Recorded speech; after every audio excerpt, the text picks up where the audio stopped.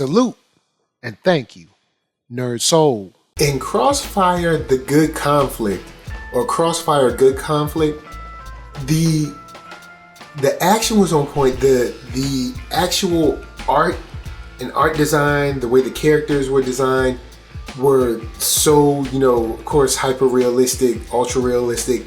Love that. But my favorite part of this short was actually how well they displayed how much a storm can change everything. Like, a firefight is already bad. Like, I'm sure we've seen action movies or action shows where there's a gunfight, in the street or in a building or something. But when you have like hurricane winds and rain, just them really laying out how much harder it is to maneuver, to drive, to see, to fight back, to even run because the floor is slippery. The ground is wet or whatever. There's so much that a storm adds on to this particular conflict, without, it's like we already have it bad enough because people are shooting at us.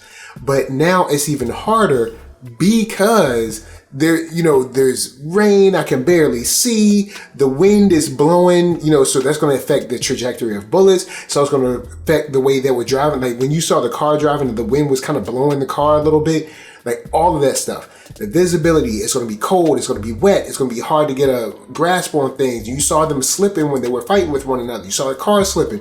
I really like the incorporation of just the hurricane, storm, winds, and rain into this conflict a lot. I think it really ratcheted up the difficulty for both teams that were trying to get this package.